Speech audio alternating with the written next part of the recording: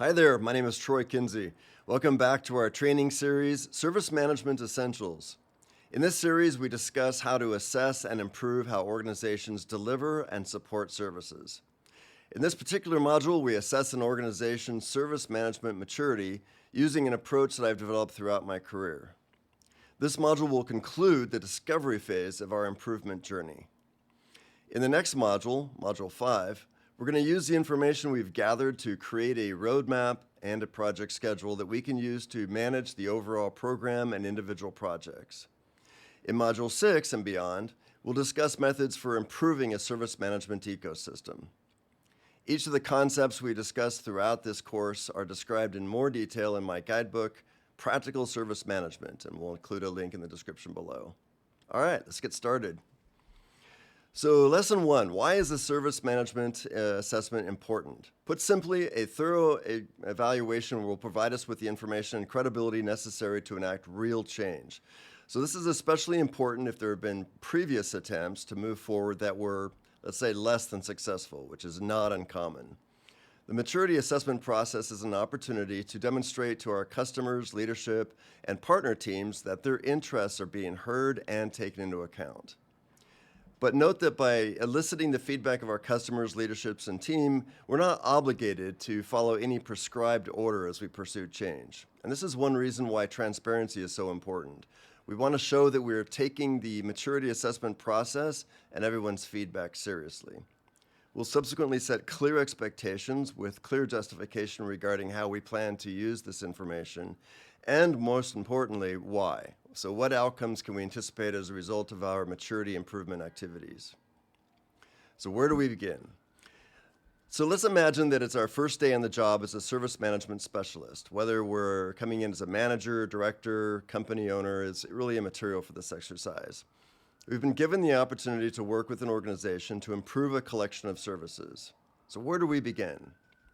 Should we focus initially on how we respond to current issues, or should we perhaps focus initially on ensuring that our staff are better trained? Should we address known process deficiencies first? What if our existing tools can't support our process needs? Should we pursue and purchase better tools and leverage the industry best practice behind these tools to switch to a more simplified or efficient approach, or should we modify structures and processes first? And when should we start to think about automation? How can we make significant changes, this is a common one, while continuing to satisfy our customers? Clearly, there are a number of options regarding where we might start. So which path should we pursue first? Is there any logical justification to start in one area versus another? So to add to the noise and confusion, often individuals within and even outside our organization, including customers, leadership, and team members, are likely to voice their own opinions, perspectives, and priorities, and often can be very vocal about doing so. So does it really matter where we begin? The simple answer is yes. Oh man, yes. So I've seen and picked up the pieces after my fair share of service improvement initiatives that unfortunately went far off the rails because the wrong path was taken. And by off the rails, I'm referring to year-long or longer delays, wasted resources, damage done to credibility, jobs lost, and careers impacted, not to mention rampant frustration and morale issues. So caught up in the enthusiasm of making a difference, quote unquote, there's often a strong tendency for leaders to start making changes quickly. And this is a big mistake.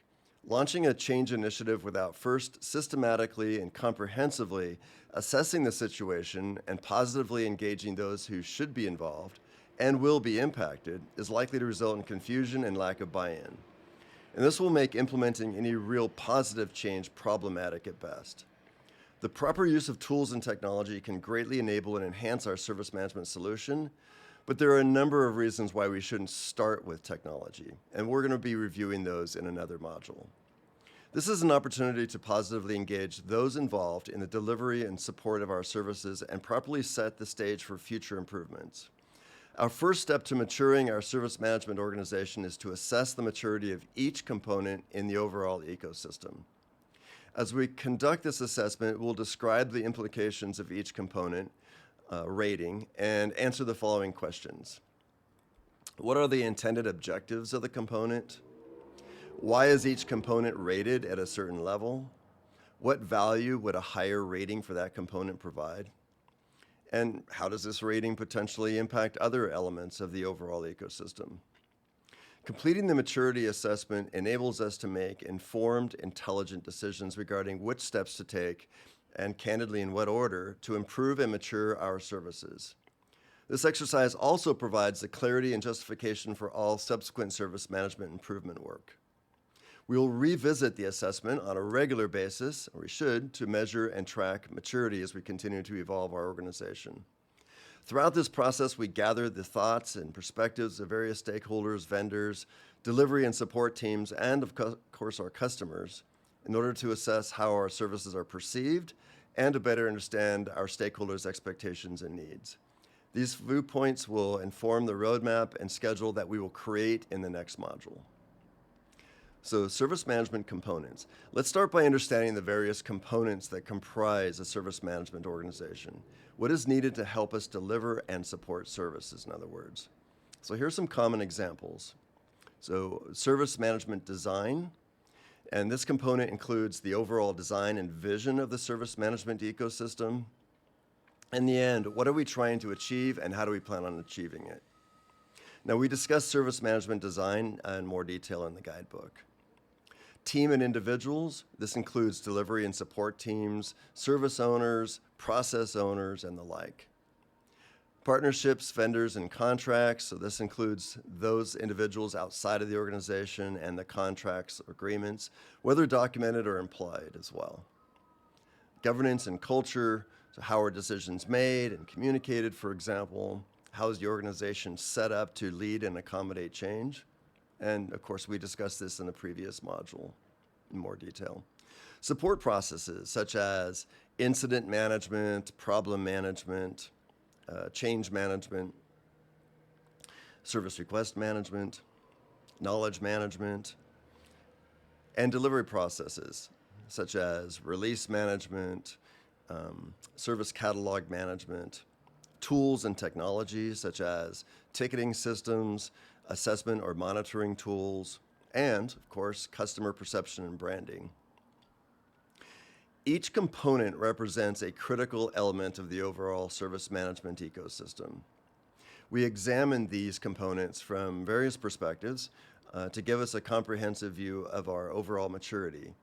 Each of these components either directly or indirectly impacts overall maturity, our ability to effectively and efficiently deliver and support our services. As noted, we're going to examine the attributes associated with each service management component, categorized by structure, processes, and metrics in terms of how the component is set up to achieve its objectives. Those objectives are the intended outcomes of each component, such as reduce or eliminate service outages, for example, for problem management. This analysis focuses on how the component is designed to achieve its intended objective. If the number of service outages is reduced or eliminated, then this particular component is effective. If we're able to achieve this and other objectives relatively easy with a reasonable amount of effort, then this component is considered to be efficient. Of course, the question then becomes, what is reasonable? So as we discuss the following, it might be helpful to follow along with the maturity reference guide that I'll include a link in the description below. For each component, we pose the following questions, though. Structure. How well is this component structured and designed to meet its objectives? Is there a roadmap, for example, for continually improving the component? Are accountabilities and responsibilities clear? Is the structure and design well documented, and are those who are accountable and responsible for managing the component well informed and consistently trained on the component? Next is process. How effective and efficient are the processes associated with a component? Are the processes outcome-based? Are the processes easy to use and well understood? Are they consistent and comprehensively used in the same manner consistently across the organization? And then, of course, metrics. Are we using metrics effectively and efficiently to measure where we are, what our objectives are, and our progress towards achieving those objectives for each component? Are metrics reviewed and revised on a regular basis regarding changing business need and accommodating changing business need? Are we continually working to validate and refine the accuracy of our metrics? Now, while each component is unique, there is some consistency in the expectations and definitions associated with each maturity level. Later in this module, we're going to articulate the intended outcomes for each maturity level in general terms. We then need to apply this logic and approach consistently across each component level. After reviewing a few of these, you're likely going to be able to start anticipating how we assess the maturity of other components and ultimately score the maturity of our overall ecosystem. That said, there are aspects associated with each component that we may not have considered. Moreover, we may be unfamiliar with some of the qualities and mechanics that make up a mature model ecosystem. Therefore, while we may be able to provide rough estimates at the end of this module, in the guidebook, we provide a much more detailed understanding of the maturity levels for each of the key components we just mentioned. So MVP, we considered a maturity score of 2 as a minimum viable product, or MVP, for each service management component we're assessing. As you recall from other videos, MVP means that the component, whether it's a process, a structure, or something else, has reached a sustainable quote-unquote level of maturity. It's functioning efficiently and producing intended outcomes that are measurable and measured to meet anticipated need. Associated processes are well-designed, easy to use, and easy to manage. Level 2 is not the final goal, of course. We must strive to continually improve each of our components. However, it does serve as an objective for our improvement program. Continual feedback loops, or continuous feedback loops. We discussed automation and integration as two characteristics that distinguish level 3 from level 2. Another distinction is the drive to create and prevalence of positive feedback loops. So a feedback loop is a continuous process that involves collecting information or output from one particular system or component and then applying it to enhance another, and then repeating this cycle to improve a system or process. Feedback loops can exist in various forms. An example might be the use of information gathered from incidents to drive improvements in service reliability or the creation of knowledge articles. We can also use feedback loops to continually improve a component, for example, reviewing incident metrics and report to refine the incident management process itself, a data capture and reporting process.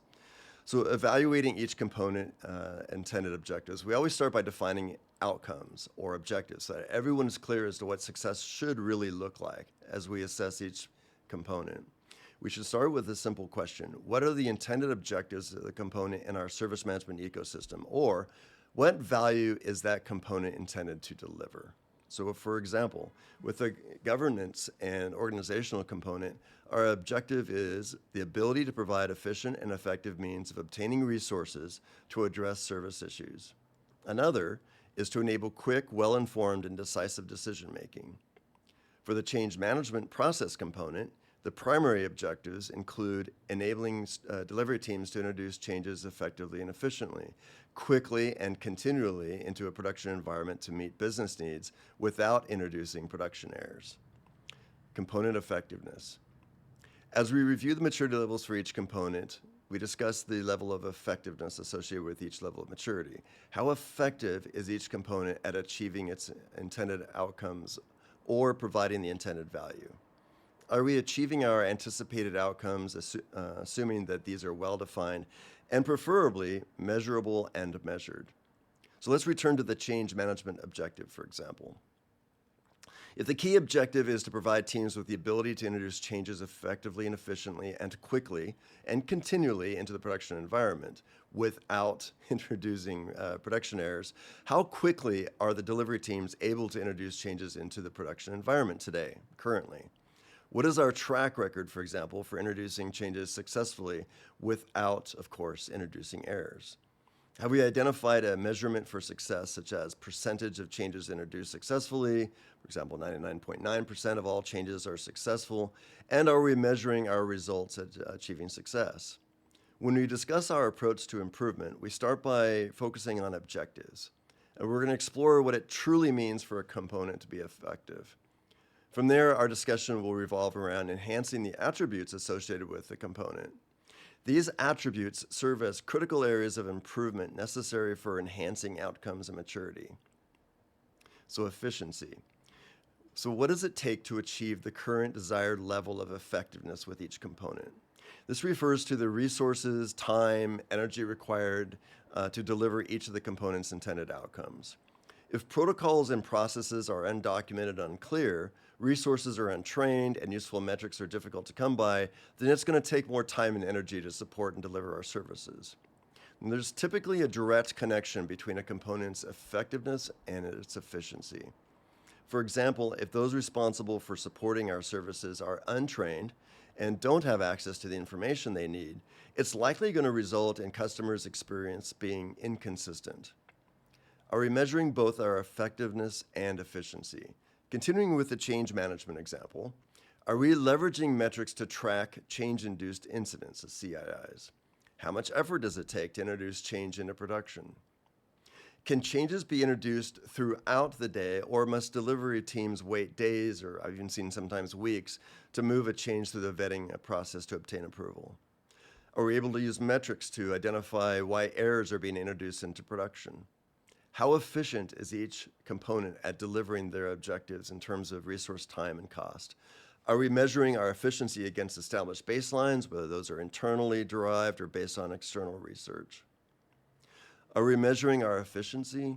We should and will apply the same or equivalent litmus test to each aspect of the overall ecosystem, as you'll see. So how we achieve these outcomes. We examine the structure, processes, and metrics for each component to assess our level of effectiveness and efficiency at delivering the intended outcomes. So the maturity reference guide, which we'll include in the description below, summarizes the attributes and qualities typically associated with each maturity level. So is there a strategic vision and design that outlines the desired end state for the component? And is there a plan or roadmap that articulates the path to continued maturity, so towards the vision and design brand?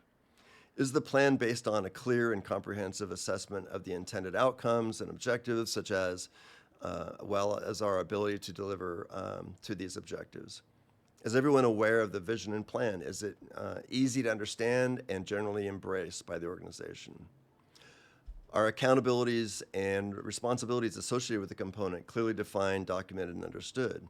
So as we've noted, and we're going to continue to elaborate on throughout this course, the most important role is that of service owner. Identifying a single service owner who's accountable for each service is crucial to our overall maturity and success. This individual should own, quote unquote, ensuring that their service is reliable, easy to use, meets the needs of the customer, is consistently measured, and continues to evolve. Besides service owners, are other roles clearly defined and understood. Each component should also have a designated owner, those accountable for ensuring that the component is delivering expected outcomes and value. So please note that just because someone also is designated as a service owner, process owner, or system owner, for example, tools and technology owner, that doesn't imply that their only accountability and responsibility is that. Nor is assigning individuals only one role the most efficient approach. So depend on the complexity and impact of the service and or component, of course. So documentation. Documentation can come in a number of formats and forms, including Microsoft Word documents, internet, wiki links, interactive training modules embedded, screen pop-ups, Miro boards, or any number of other formats. The question is, have we devoted the time to consolidate what we have created in a form that can be used to train and guide those who are either delivering or using the component? Sometimes we can embed, for example, instructional scripts in the tools we use, for example, service management ticketing systems, so that the service desk analyst has access to helpful guides right at their fingertips. And it's not just enough to document a process or set of processes or structures. We also have to share the common information we receive and incorporate the feedback into revised versions of this documentation, so continual maturity. If we create a set of documents and then don't effectively educate and coach our team or others on the subject matter, then really the act of documentation ends up being nothing more than an academic exercise. So communication and training. So are our resources adequately trained, enabled, and staffed to ensure the successful delivery of each component's objectives? Is the effectiveness of our training plan continually measured? Do we elicit feedback from those who are being trained to track and measure the effectiveness of the training? Is the training revised on a regular basis to ensure that it's still relevant? Processes. So in this context, we're referring to the processes associated with each component and not the actual process components themselves, like incident, problem, and change management. For example, when it comes to the organization and governance component, so what are the processes associated with decision making and communications?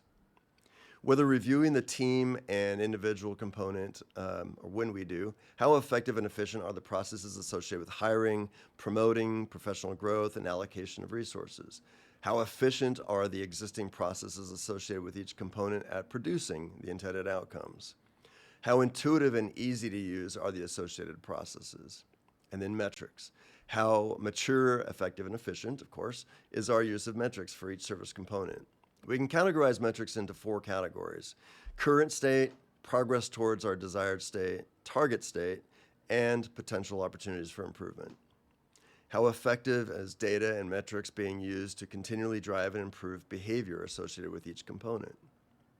How useful and reliable are the metrics we're currently capturing if we are, in fact, actively capturing and utilizing metrics? And are we doing so consistently? Do we have a process to continually improve and use the reliability of our metrics? How useful and transparent are our metrics? Who currently has access to those? Teams, leadership, business organizations, to the metrics, and do they fully understand where we are and what we're aiming to achieve with those metrics?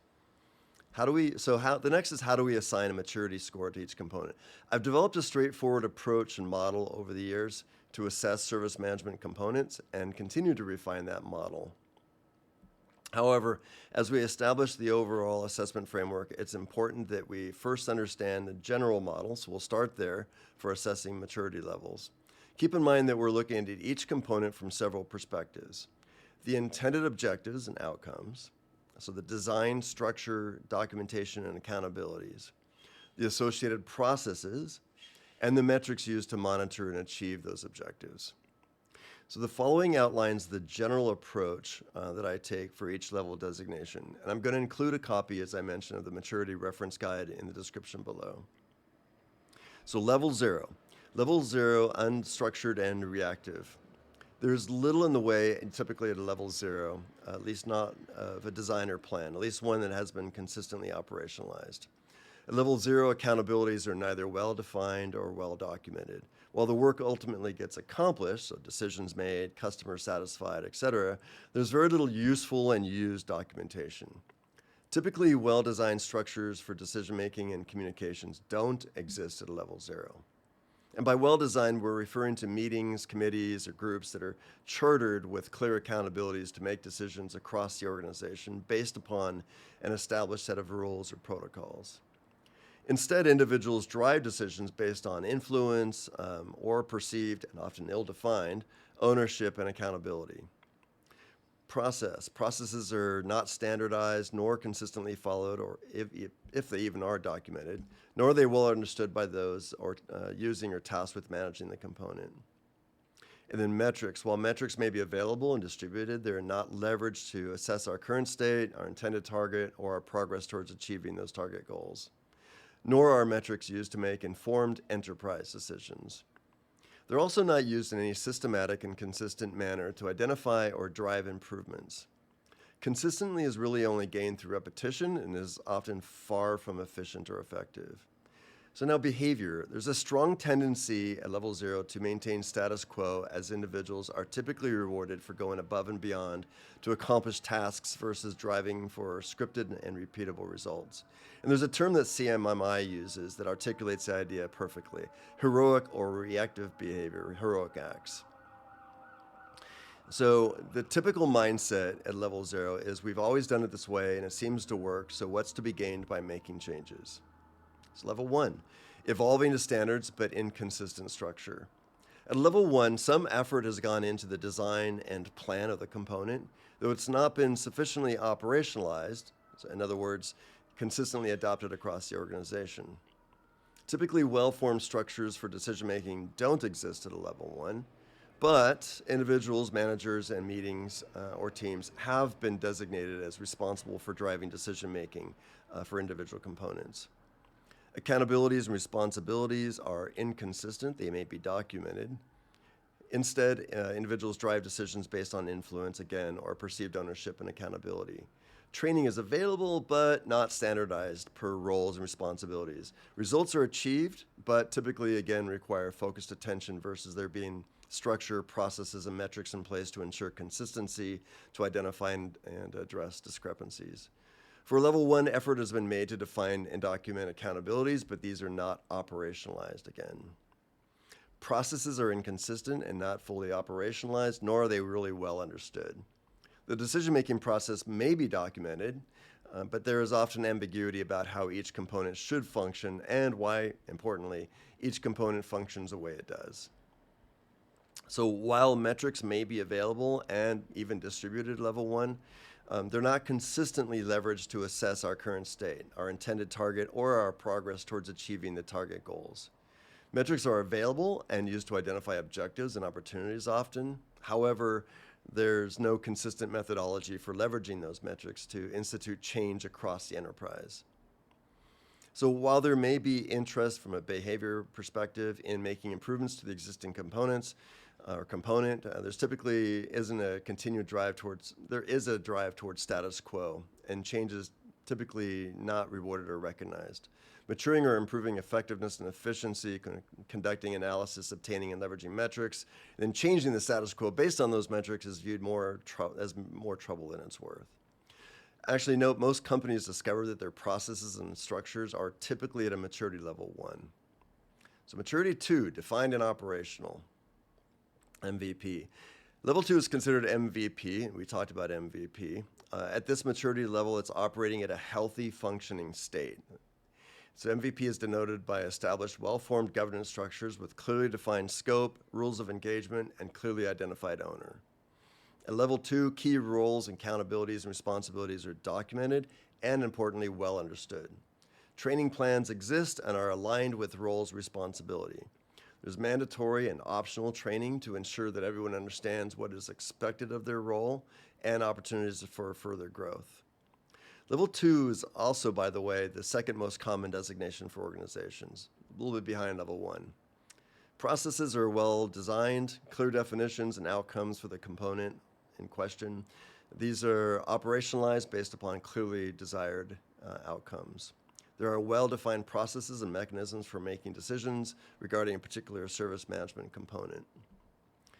Metrics. At level 2, MVP, again, metrics are systematically and consistently used to identify and address process or structural issues, as well as to track progress to achieving measured and clearly communicated expectations across the organization. Metrics are also often used to identify gaps and opportunities for improvement. Level 2, in terms of behavior, is typically exemplified by a drive across the organization to maintain the integrity of the documented structures and processes of a particular component. So level 3, continual improvement, automation, and integration. Level 3 is characterized by the adoption of automation and integration of components to improve overall efficiency and effectiveness. Integrated metrics and well-established governance structures are actively and systematically used to guide behavior and maturity. Structures are well-defined and well-documented. There's a continual focus on what can we automate to improve efficiency and effectiveness. Processes and the approach to decision-making are well integrated, and there's a focus on automation. For example, knowledge is readily available to service desk analysts as they manage incidents. In turn, inquiries, so service requests, or issues, incidents, for which there is no existing information are flagged as opportunities for service owners. As noted earlier, another distinction between level 2 and level 3 is the implementation of feedback loops to drive and ensure continual improvement. So for level 3 metrics, organizations consistently use metrics to continually evolve and mature. Level 3 is characterized by examining and maturing the integration of components across the entire service lifecycle. And at level 3, with regards to behavior, there's a culture of empowerment and embracing change. Not only do the associated teams drive for consistency, but each team searches out new approaches to improve efficiency and effectiveness.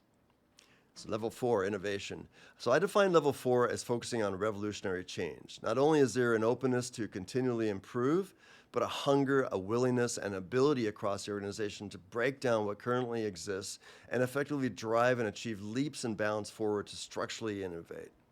Components that achieve level 4 can be used to distinguish organizations actually from competitors across the market.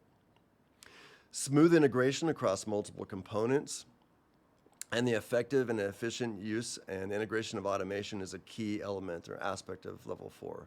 Now, I've yet to see an entire organization function level 4 maturity, but I have seen components reach this level. It requires an impressive commitment to innovation, by the way. For this guide instructions, we will discuss examples of level 3 for each component, but don't let this dissuade you from pursuing level 4 in this course.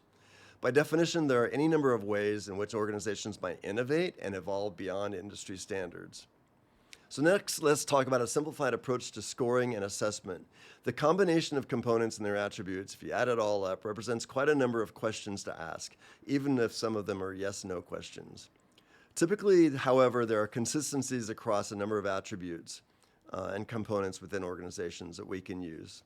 The following process kind of simplifies this work. So first, assess and scope. Start by listing those components that are in the current service management ecosystem. Now, the guidebook covers common key components, but organizations also might have others. Step 2 is there an overall design and roadmap? Determine who is currently responsible or accountable for the overall ecosystem and how it's managed. Often I find that while each component might have an individual owner, there's no overall owner roadmap that includes high-level plans for changes and improvements across the organization. 3, are accountable owners assigned? So who's accountable for each of the components that are in scope? Are their roles and responsibilities clearly defined? Level of operationalization. Typically, most, if not all, components have the same level of maturity. Either they're well documented and operationalized or not, and training exists and is easy to use or not. Now, there may be exceptions, which we should then note, but there is commonality typically. And how are metrics used? This is another measure that's typically consistent across the organization and components. Again, we should note exceptions. Do we have target measures? Are those captured in an agreement and well communicated? Are we measuring and communicating our progress towards our defined goals? And then 6, validate with individual owners and teams. It's important that once we've gathered the preliminary information, we verify it with individual component owners and customers, as we'll discuss in upcoming chapters or modules. And we're going to, so we'll talk about the actual approach for maturity in the next module, 2 modules down. So one thing to keep in mind, this is a journey. So the score is an average of the underlying components. Every organization has strengths and weaknesses, so it shouldn't be a surprise to see an assessment that includes a wide range of maturity scores. Our organization, for example, may excel in some areas but fall woefully short in others. This comprehensive assessment that we're going to do is precisely what we need to better understand each key aspect associated with service delivery and support, and how we might leverage resources to maximize return on any improvements we make. Scoring is not simply a straightforward math problem, in other words. There's always some level of subjectivity. The descriptions included with each level should help guide our assessment. But keep in mind that the process of examining where we stand is the important part. The journey is more important than the final number, in other words. What's most important is gaining a better understanding of where we currently stand and what we really can do to mature. This concludes Module 4. In the next modules we mentioned, we're going to work together to use the information we've gathered thus far throughout the discovery process to create a roadmap and a functional project plan. Hopefully you found this video informative and useful. If so, please click all the buttons, pull all the levers and knobs for the YouTube, and it really helps get the word out, and you'll be notified when we drop our next video. Also, if you're willing to do so, please share your own experiences and thoughts in the comments below. We really appreciate your support. We will see you in the next video. Until then, thank you for your time and have a fantastic day. Bye-bye now.